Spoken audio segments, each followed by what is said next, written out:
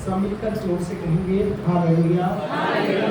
और आइए, अभी हमारे पास समय है कि हम परमेश्वर का जो संदेश है, उसका जो वचन है, उसकी तरफ हम लोग जाएंगे। और परमेश्वर के वचन में से आज एक पुस्तक है पुराने नियम के अंदर, ये 598 नंबर के ऊपर पेज पर ये पुस्तक आती है, जिस पुस्तक का नाम है एस्तेर की पुस्तक। ठीक है, इस पुस्तक को हम लोग खोलेंगे और आज कुछ बातें हैं जो इसमें से हम देखेंगे और कुछ चीजें हैं जो इस पुस्तक में से आज हम लोग सीखेंगे और जानेंगे।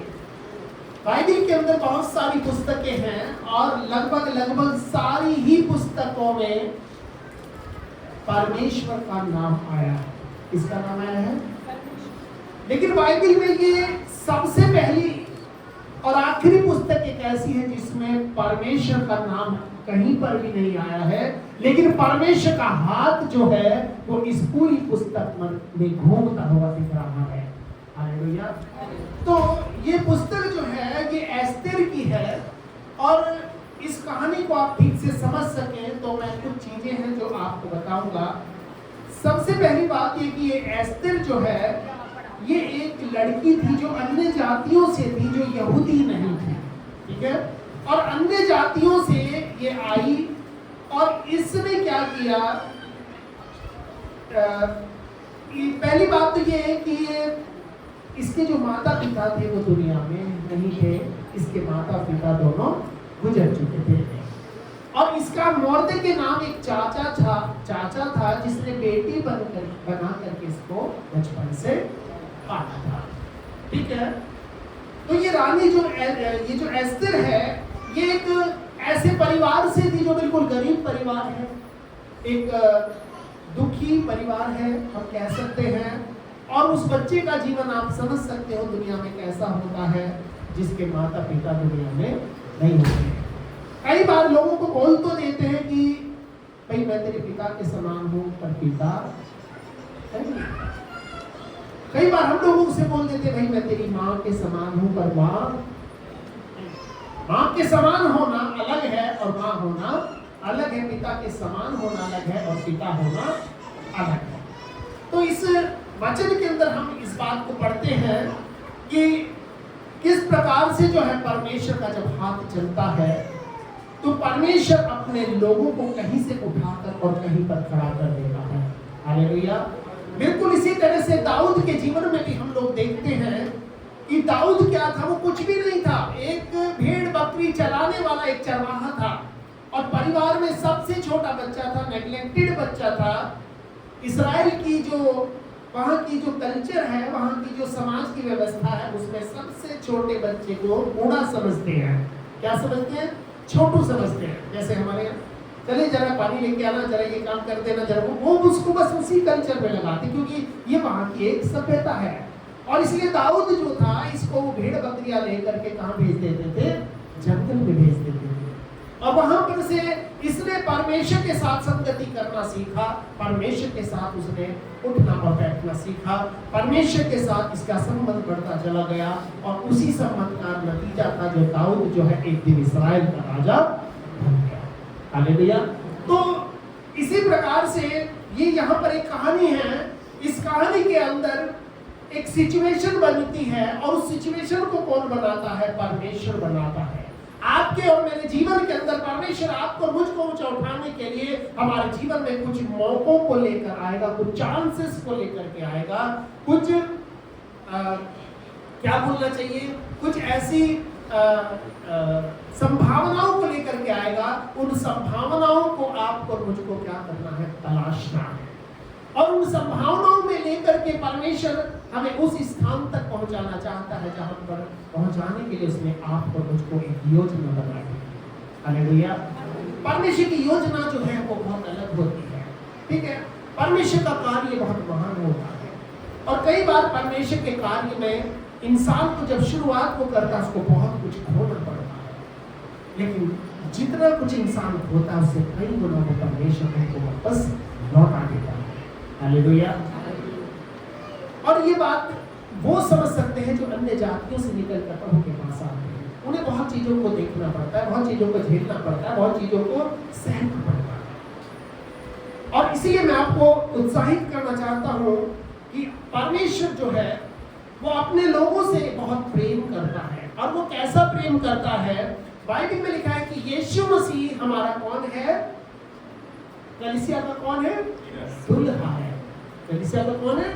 दुल्हा। और पूरी कलीसिया यीशु मसीह की कौन है? दुल्हन है। तो इसका मतलब इस दुनिया में एक दुल्हा और दुल्हन का जो इंटीमेट, जो गहरा रिलेशन होता है, वो दुनिया में और किसी रिश्ते का रिलेशन नहीं। और इसी रिलेशन के लिए परमेश्वर जो है आपको और मुझको चुनता है, ताकि आपके उसके बीच में कोई भी चीज छिपी ना रहे। आपके और मेरे बीच में उसके सामने सब कुछ खुला है। प्रभु, अगर सुख में है तो भी तेरा धन्यवाद, दुख में है तो भी तेरा धन्यवाद। हर परिस्थिति में हमें अपने परमेश्वर के चरणों में बैठना है। हर परिस्थिति में हमें अपने परमेश्वर के पास आना है। ये एस्तेर की जो किताब है बाइबल में, ये पहली ऐसी किताब है जिसके अंदर हिंदुस्तान का नाम 2 और 3 बार आया है।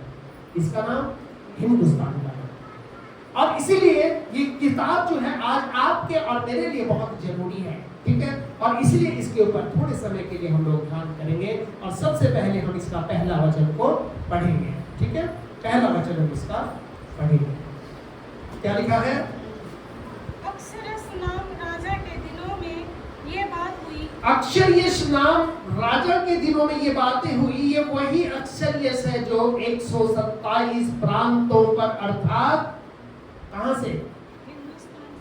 हिंदुस्तान से लेकर कुश देश तक क्या करता था? राज्य करता था। हिंदुस्तान कहां से शुरू होता था? आपको मालूम है कि आज जो काबुल है, जो कंधार है, जो अफगानिस्तान है, ये सब कहां था? एक जमाना था ये हिंदुस्तान के अंदर आता था। ये बंटवारे के बाद अलग अलग बढ़ गया। ये पूरा एरिया किसका था? ये हिंदुस्तान का था।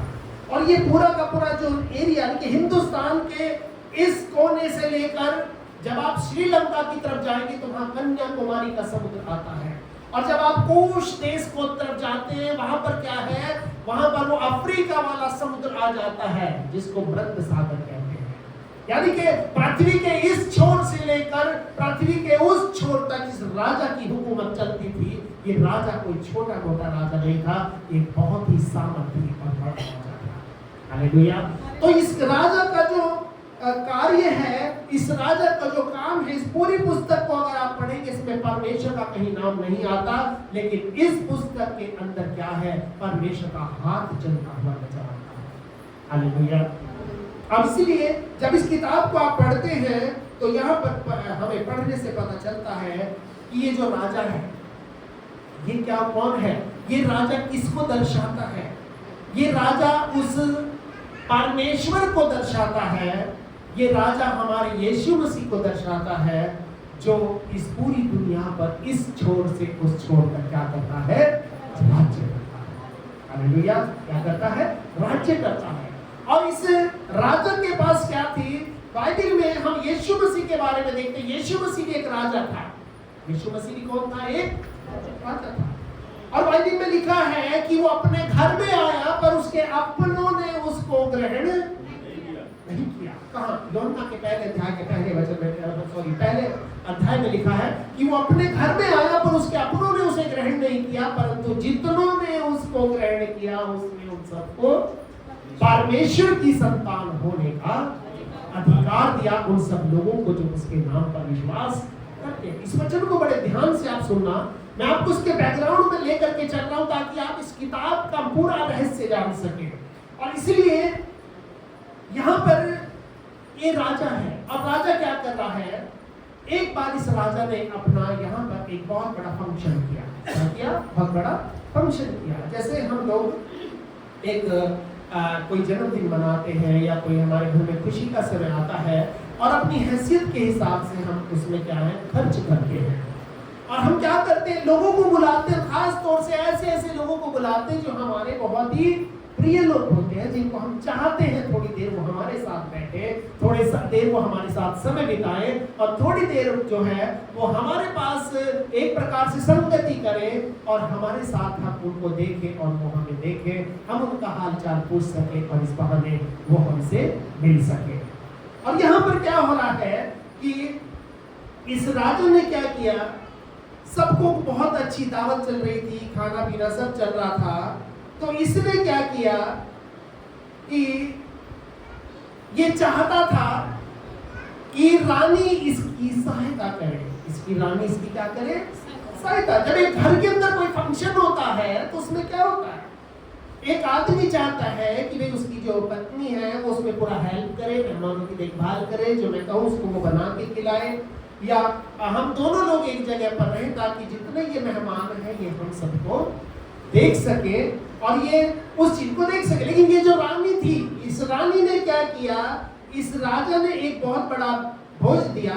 इसको चाहिए था कि रानी इसके साथ रहे, पर 9वें वचन में बड़े गौर से पढ़ना, क्या लिखा है, रानी वस्ती ने भी राजा अक्षरस्य के भवन की स्त्रियों की जेवना की। हाँ, मतलब कि राजा ने तो भोज दिया पर इसने अपनी अलग खाट बिछा ली। अलग खाट बिछाने का मतलब इसने अपना काम राजा से अलग किया कि ठीक है भैया तू उधर मस्त रह और मैं तो अपना इधर अपना काम कर। ठीक है, आगे क्या लिखा है, 7वें दिन जब राजा का मन दाखमधु में मगन था, तब उसने महोमान विजेता हबीला विगता अबता अजेतेर कर्कस नाम 7 खोजों को जो राजा अक्षयस के राजा के सम्मुख सेवा टहल किया करते थे क्या दिया, आज्ञा दिया।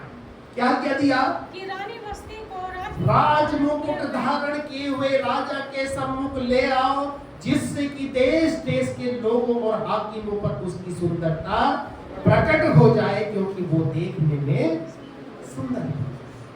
तो अब राजा ने क्या दिया, आदेश दिया कि भाई वो है कहाँ, इतना सब कुछ फंक्शन चल रहा है, सब कुछ बढ़िया चल रहा है, लेकिन वो गायब है।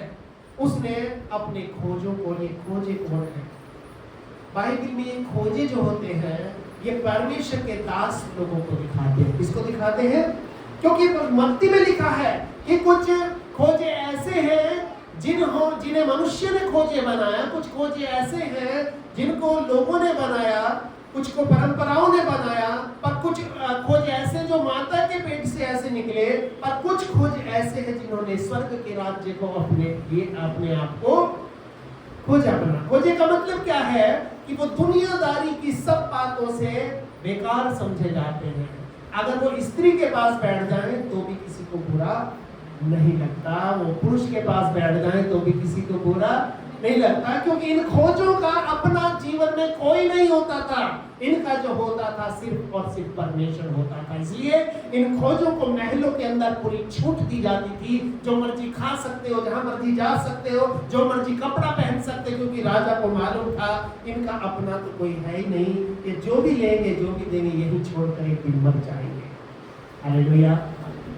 ये खोजे जो है राजा के महल में रहते थे, और ये खोजे परमेश्वर के दास लोग हैं जो परमेश्वर की सेवा क्या करते हैं, टहल करते हैं, और जिनको परमेश्वर अलग अलग स्थानों पर नियुक्त करता है, और वो इसलिए नियुक्त करता है ताकि राजा की दुल्हन को संदेश दे सके कि आज तुझे तेरे राजा ने क्या किया है, बुलाया है। और ये परमेश्वर के वो लोग हैं जो परमेश्वर की दुल्हन उसकी कलीसिया को संदेश देते हैं कि आज तुझे परमेश्वर की आराधना करने के लिए परमेश्वर के भवन में आना जरूरी है, क्योंकि वचन कहता है उसकी दुल्हन क्या थी, सुंदर। आगे क्या लिखा है, खोजों के द्वारा राजा की आज्ञा पाकर रानी, खोजों के द्वारा राजा की आज्ञा पाकर रानी बस्ती ने आने से क्या कर दिया, इनकार कर दिया कि नहीं भाई मैं तेरी बात को नहीं मानूंगी, मैं तो अपने काम को करूंगी। कई बार जब एक परिवार में कंपटीशन होने लगता है कि वो अपने काम में लगे हुए हैं और वो अपने काम में लगे हुए हैं, तो जहां पर कंपटीशन होता है वहां पर लड़ाई चुगली और अलगाव होता जाता है। दो दुकानें जो अलग अलग होती हैं, आपको मालूम है एक ही तरह की अगर दो दुकानें एक जगह खुल जाएंगी तो दोनों में क्या होता है, फिर कंपटीशन होता है।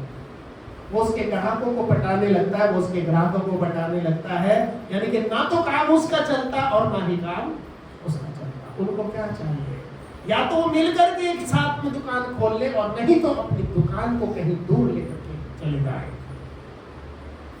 ताकि एक व्यक्ति जो है पूरी तरह से दुकान के ऊपर क्या कर सके, भरोसा कर सके। बिल्कुल इसी तरह से आज यहाँ प्रभु के वचन के अंदर कि रानी बस्ती को जब राजा ने आज्ञा दिया और खोजों के द्वारा ये आज्ञा उसके पास पहुंचाई गई और उसने आने से क्या कर दिया, मना। आगे क्या लिखा है, इस पर राजा बड़े क्रोध से जलने लगा। और इस पर राजा क्या जलने लगा, बड़े क्रोध से जलने लगा। हाँ, तब राजा ने समय समय का भेद जानने वाले पंडितों से पूछा। हाँ, राजा तो नीति और न्याय के सब ज्ञानियों से ऐसा ही किया करता था। हाँ, और उसके मतलब राजा कोई भी डिसीजन खुद से नहीं लेता था, क्योंकि परमेश्वर ने भी जब मनुष्य को बनाया तो खुद नहीं बनाया। उसने क्या कहा, आओ हम मनुष्य को बनाए, यानी कि मनुष्य को बनाने के लिए पिता, पुत्र और पवित्र आत्मा तीनों इकट्ठे होकर उन्होंने क्या बनाया, मनुष्य। परमेश्वर ने अपने वचन के द्वारा दुनिया की सारी चीजों को बनाया। परमेश्वर ने कहा हरी घास बन जाए तो हरी घास बन गई। परमेश्वर ने कहा सूखी भूमि दिखाई दे तो वैसा ही हो गया। परमेश्वर ने जैसा बोला वैसा ही हो गया। लेकिन जब मनुष्य को बनाया, क्योंकि बाइबल में लिखा है कि परमेश्वर ने मनुष्य को अपने स्वरूप और अपनी समानता में, यानी कि मनुष्य के अंदर वो क्षमता है, वो क्वालिटी है कि परमेश्वर के स्वरूप में जब मनुष्य बना है, ये परमेश्वर के समान हो सकता है। हालेलुया। और इसीलिए आगे इस वचन को जब हम पढ़ेंगे तो इसमें हम एक बात को देखते हैं कि राजा की जब ये आज्ञा उसने नहीं मानी तो क्या हुआ।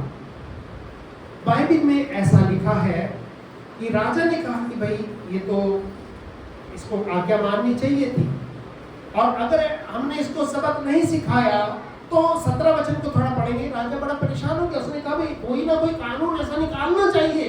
हाँ, आगे क्या लिखा है, क्योंकि रानी के इस काम की चर्चा सब स्त्रियों में होगी। हाँ, इस काम की चर्चा तो सब स्त्रियों में होगी। भाई सब औरतों को पता चलेगा। देखो राजा वहां अपना फंक्शन कर रहा था, उसने अपना अलग फंक्शन किया, उसने उसको बुलाया, लेकिन उसने उसकी बात नहीं। अब उसने कहा भाई इसकी चर्चा जब और स्त्रियों में होगी तो वो भी क्या लिखा है, जब यह कहा जाएगा कि राजा अक्षरश ने रानी बस्ती को अपने सामने ले आने की आज्ञा दी, परंतु आई, तब वे भी अपने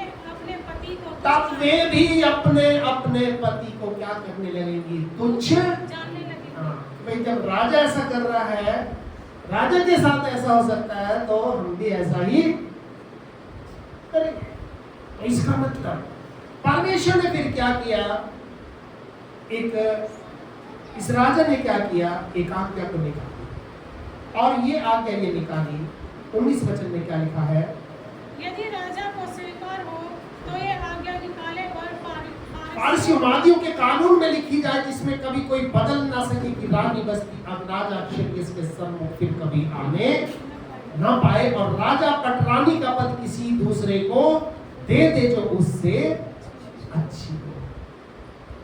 अब जब ये आज्ञा सुनाई जाएगी, 20 वचन कहता तब सब पत्नियां अपने अपने पति का चाहे बड़ा हो या छोटा हो आदर मान करती। तो इसका मतलब क्या है, इसका मतलब ये है कि जब परमेश्वर आपको हमको एक संदेश देता अपने दास लोगों के द्वारा आकर हमें प्रभु के सामने उपस्थित होना है, तो हम कई बार क्या करते हैं, मना करते हैं। आज हमारे पास टाइम, तो बाइबल में लिखा है कि आपका और मेरा जो संबंध है वो यीशु मसीह के साथ, जैसे कलीसिया कौन है, मसीह की दुल्हन है और यीशु मसीह हमारा दूल्हा है। उस प्रकार से ये संबंध होता है।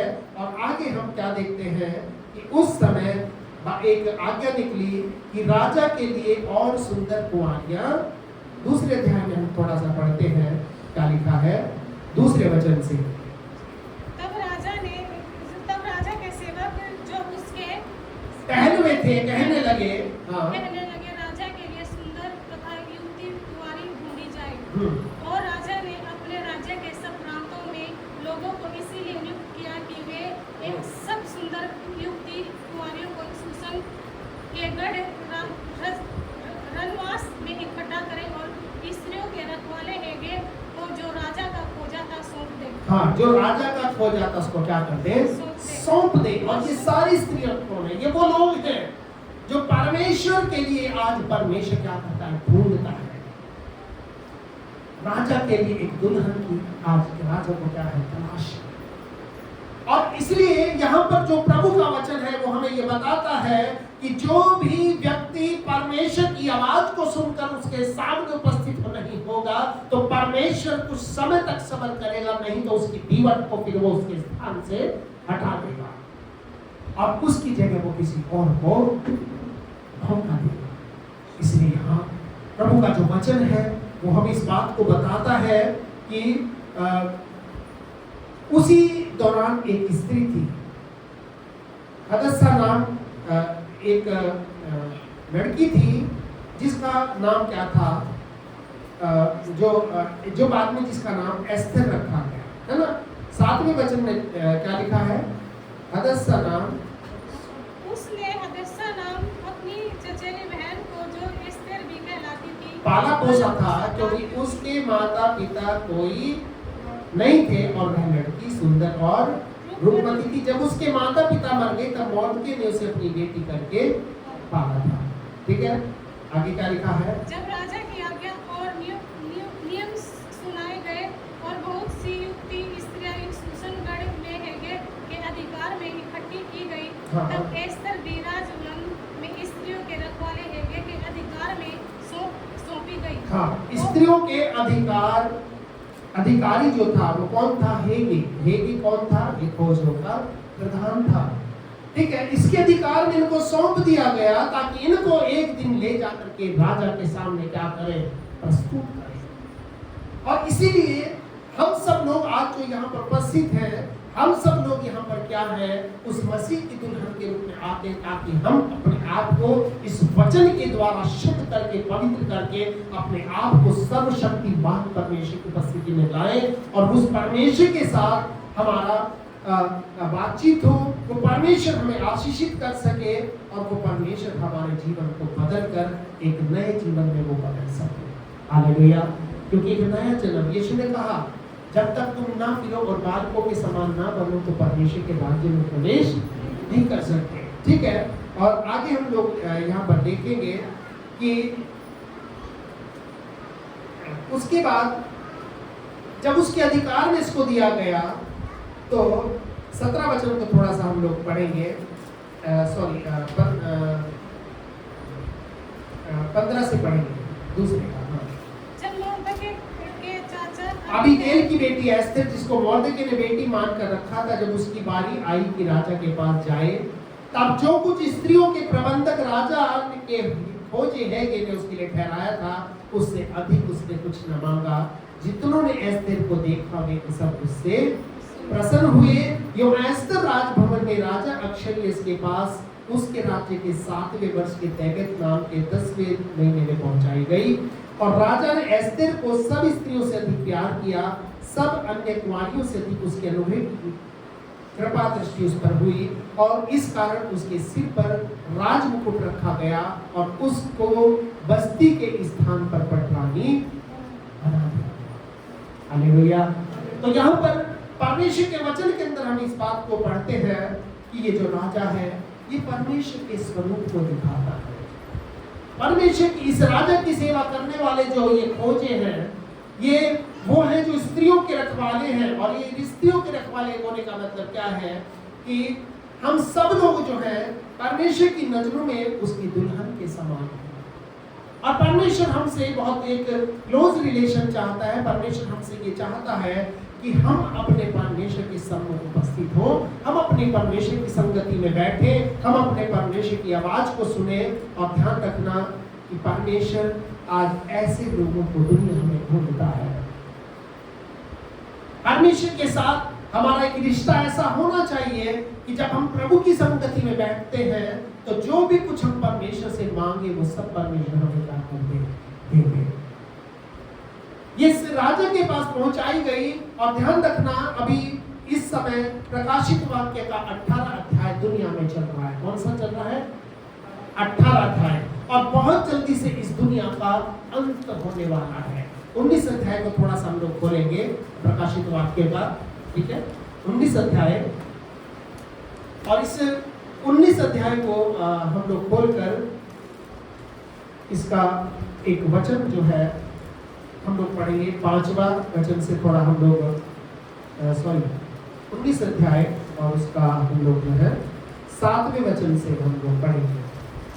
आओ हम आनंदित और मगन हो हाँ, और उसकी स्तुति करें, आओ हम आनंदित और मगन हो और उसकी स्तुति करें, क्योंकि क्योंकि मेमने का विवाह आ पहुंचा, क्योंकि मेमने का विवाह आ पहुंचा है और उसकी पत्नी ने अपने आप को तैयार कर लिया है। और उसकी दुल्हन ने अपने आप को क्या कर लिया है? तैयार कर लिया है। ठीक है, आगे। और उसको शुद्ध और चमकदार महीन मलमल पहनने का अधिकार दिया गया, क्योंकि उस महीन मलमल का अर्थ पवित्र लोगों के धर्म के काम है। और 9 वचन क्या कहता है? और उसने मुझसे कहा, और तब सरदूत ने मुझसे कहा, ये लिख ले, क्या? कि धन्य हुए हैं जो मेमने के विवाह के भोज में बुलाए गए हैं। फिर उसने मुझसे कहा, ये परमेश्वर के, ये वचन परमेश्वर के सत्य वचन है। और हम सब लोग कहाँ हैं? आज उस मेमने के विवाह का भोज है, और इसमें उसका जो भोज है ये परमेश्वर का वचन है, क्योंकि इसके वचन में लिखा है कि मनुष्य केवल रोटी से जिंदा नहीं रहेगा, परंतु हर एक उस वचन से जो परमेश्वर के मुंह से निकलता है उससे मनुष्य जिंदा रहेगा। तो आज हम इसके वचनों को सुनने के लिए जब आज हम प्रभु के चरणों में आए हैं, और आपको पता है जब 20वां अध्याय इसका आता है तो यहाँ पर 2 शादी होती है। एक तो मेमने के साथ शादी हो रही है, और दूसरा जो है अजगर का विनाश होता है, यानी कि शैतान का विनाश होता है 20वें अध्याय में। और 21वें अध्याय में सब कुछ एकदम से बदल जाता है, और यहाँ पर एक डी एंड होता है। और आपने एक फिल्म को देखी होगी, जैसे कि एक फिल्म में क्या होता है, एक हीरो होता है, एक हीरोइन होती है, लेकिन बीच में एक विलेन भी होता है। और जो विलेन जो होता है पूरी फिल्म में हीरो की नाक में दम करके रखता है, लोगों के लिए परेशानी बनाता है। जैसे मैंने बताया था, हर एक घर में, हर मोहल्ले में, हर जगह एक फूफा जरूर रहता है। इसी तरह से यहाँ पर भी वो है, लेकिन जब फिल्म का डी एंड होता है तो उसमें क्या होता है, थोड़ा सा आप देखेंगे सब कुछ बहुत बेहतर हो जाता है। और वो फिल्में ज्यादा नहीं चलती जिनका एंड में हीरो बन जाता है।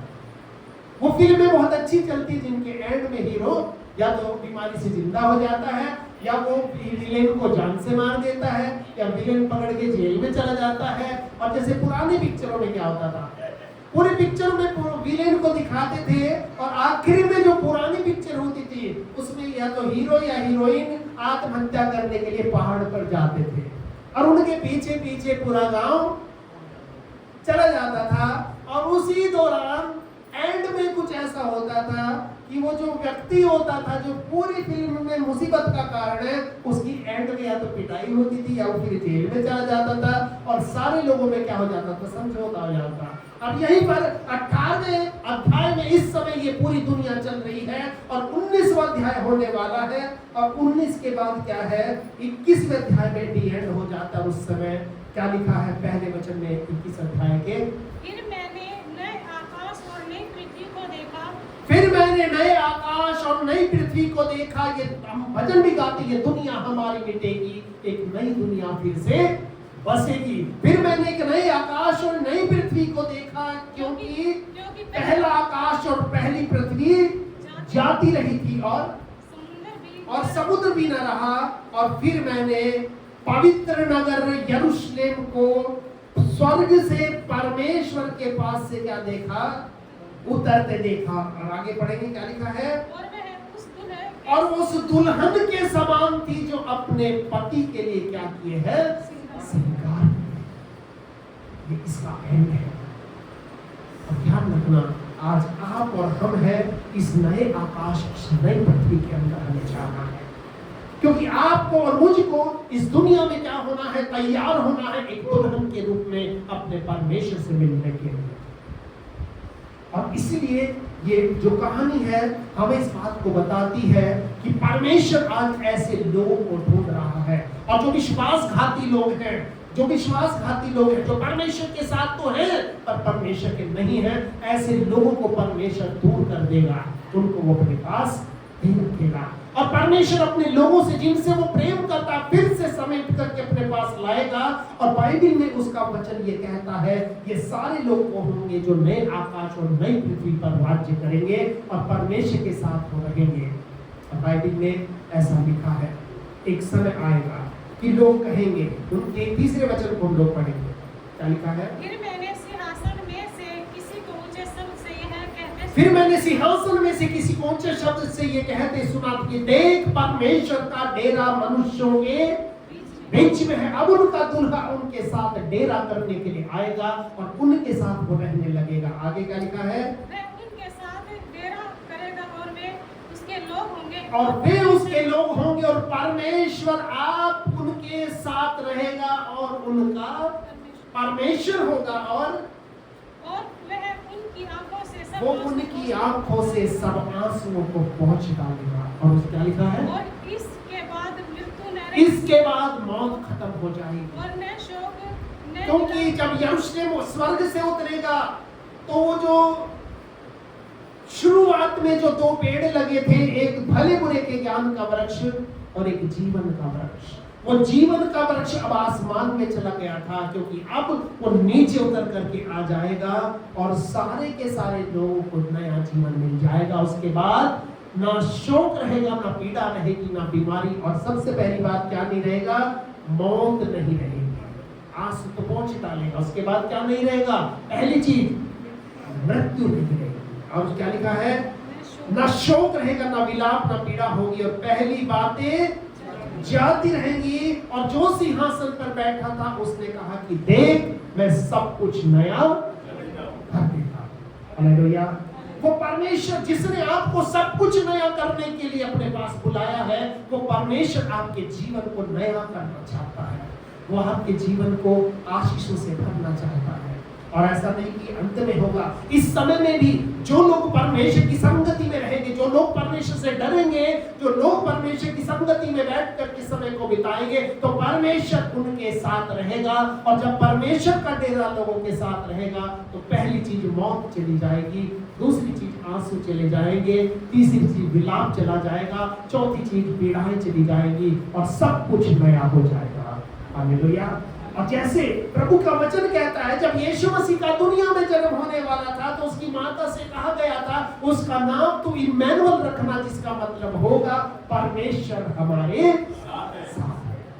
शुरू से ही यीशु मसीह दुनिया में आया ताकि वो आपके मेरे साथ में रह सके और हम उसकी संगति में रह सके और एक ऐसे रिलेशन में रह सके जो एक पति और पत्नी के रिलेशन में है, ताकि सब कुछ वो उसको हमारा पता हो और सब कुछ उसको हमारा पता हो। परमेश्वर आपसे ऐसा संबंध चाहता है और इस संबंध को बनाए रखने के लिए आपको परमेश्वर की संगति में आना बहुत जरूरी है, क्योंकि उसका वचन कहता है जो प्रभु की संगति में रहता है वो उसके साथ एक आत्मा हो जाता है। एक आत्मा होने का मतलब, कई बार लोग कहते हैं जीवन साथी साथ तो रहते हैं पर साथ नहीं होते। एक को काला रंग पसंद है तो उसको लाल रंग पसंद है, उसको ऊपर की मंजिल पसंद है, उसको नीचे की मंजिल पसंद है, उसको चिकन पसंद है तो उसको दूसरी चीज पसंद है, ठीक है, उसको लाल रंग पसंद है तो उसको पीला रंग पसंद है। साथ तो रहते हैं लेकिन उनकी पसंद एक दूसरे से मिलती नहीं है, वो एक दूसरे को कमी निकालता है। घर घर में क्या होता है, अरे जी इनको तो मुझे पता, इनका दिमाग ही ऐसा है, मतलब जैसे इनका दिमाग बहुत अच्छा है इनको तो, क्योंकि वो उनको देखते देखते उनके साथ रहते रहते वो ऐसे हो जाते हैं, वो एक दूसरे को तुच्छ जानने लगते हैं।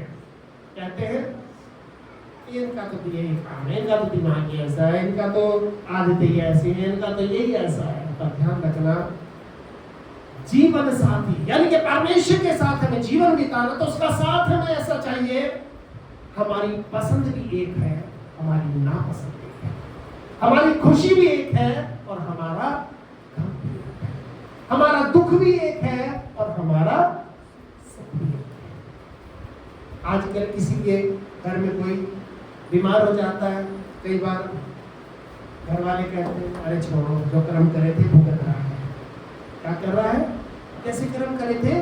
भुगत रहा है। तो कई बार लोगों को क्या, लोग परेशानी के समय में ताना मारते हैं, साथ रहते हैं पर साथ नहीं होते, साथ रहते हैं पर साथ नहीं होते हैं।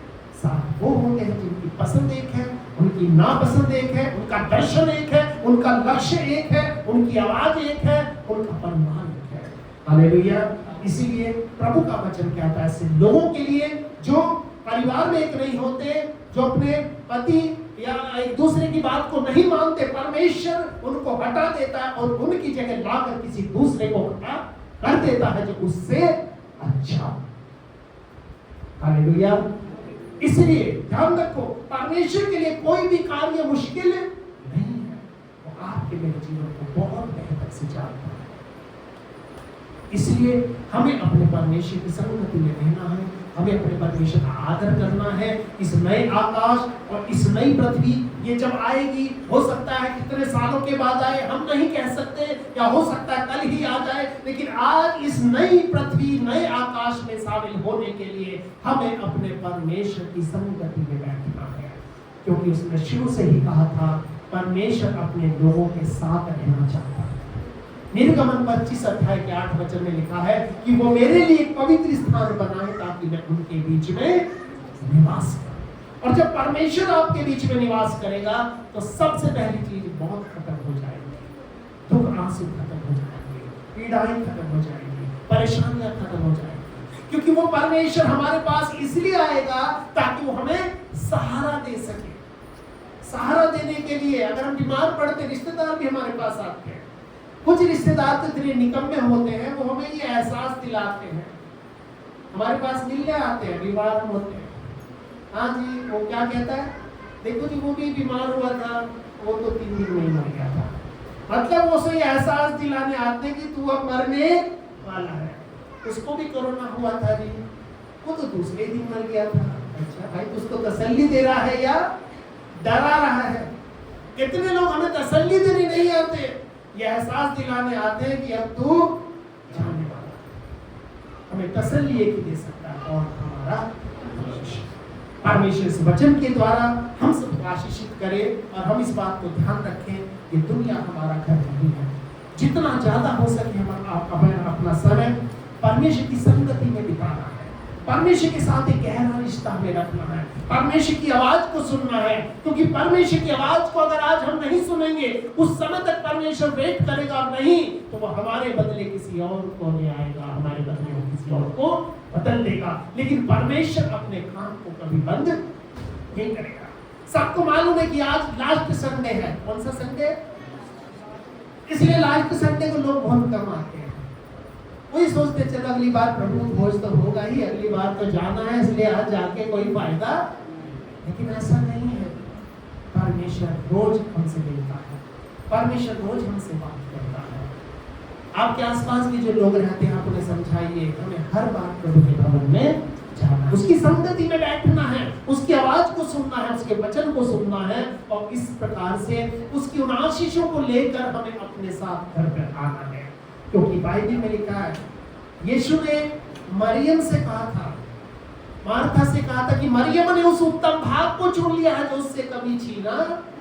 आज आपका मेरा थोड़े समय के लिए प्रभु के चरणों में बैठना, थोड़े समय के लिए उसकी संगति में समय को बिताना, हमारे लिए कुछ ऐसी बड़ी चीज को चुन करके हमारे लिए रखता है जो दिखाई नहीं देती, पर जब हमारे कदम हमारे घरों की तरफ जाते हैं वो सारी आशीषें, सारी बरकतें चलकर हमारे साथ हमारे घरों तक पहुंचती। हालेलुया। क्योंकि वो उत्तम भाग जो प्रभु हमारे लिए रखता है। आइए हम सब लोग आंखों को बंद करेंगे और हम इस समय प्रार्थना करेंगे। हमारे पवित्र और जीवित परमेश्वर, हम इस समय धन्यवाद देते हैं तेरे प्रेम के लिए, तेरी उपस्थिति के लिए। पिता परमेश्वर, हम ये प्रार्थना करते हैं यहाँ पर हर एक भाई को, बहन को, बच्चे बुजुर्ग को तू आशीष दे। इनके जीवन में प्रभु तेरी आशीषें हम देखने पाए, इनके परिवार को बढ़ते हुए देख सके, इनके आंसुओं को हम खत्म होते हुए देख सके, इनकी पीड़ाओं को हम खत्म होते हुए देख सके, इनके जीवन में हम ये देख सके कि तूने इनको उठाकर ऊंचाई पर खड़ा किया है। पिता, ये तेरे आगे पानी हो सके, ये तेरी आवाज को सुन सके, ये तेरी संगति में बैठकर वो सब कुछ यहाँ से कमा करके ले जाए जो दुनिया का धन इनके लिए नहीं खरीद सकता। तेरे भजन संहिता में हमने पढ़ा कुछ चीजें हैं जो पैसा नहीं खरीद सकता। पैसा बड़ा सुंदर बिस्तर खरीद सकता है, लेकिन प्रभु नींद नहीं खरीद सकता। पैसा बहुत अच्छा शरीर हमारा बना सकता है, पर वो शरीर के अंदर शांति नहीं दे सकता। ऐसा एक बहुत सुंदर महल बना सकता है, पर उसके महल के अंदर खुशियां वो नहीं दे सकता। हाँ पिता, कुछ चीजें हैं जो तेरे ही हाथ में है, कुछ चीजें हैं जो तू ही हमारे लिए कर सकता है। और तेरा वचन कहता है कि यहोवा का भय मानने का फल क्या होता है? यहोवा का भय मानने का फल धन, महिमा और जीवन होता है। और जब तू किसी को धन देता है तो प्रभु उसके साथ कभी भी दुख नहीं मिलाता, उसके साथ तू आंसू नहीं मिलाता, उसके साथ तू फिजूल खर्च या बेकार का वो नहीं मिलाता। तो हर एक जन को पिता आशीषित कर। और ये प्रार्थना करते जब ये वापस अपने घरों को जाते हैं, तेरी उपस्थिति चलकर इनके साथ घरों में जाए। और जब इनके कदम इनके घरों में पड़ते हैं प्रभु, वहां पर तेरी बरकतें, तेरी आशीषें और तेरी उपस्थिति वहां पर रहने लगे। हर एक जन को तू आशीष दे और बड़ी बरकतों से भर। धन्यवाद देते हैं क्योंकि आपने हमारी प्रार्थना को सुना है। और धन्यवाद के साथ ही प्रार्थना हम अपने उद्धारकर्ता, मुक्तिदाता प्रभु यीशु के पवित्र नाम से मांगते हैं। इसे सुने और ग्रहण करें। और हम सब जो लोग प्रभु के हैं मिल करके कहेंगे आमीन। सबको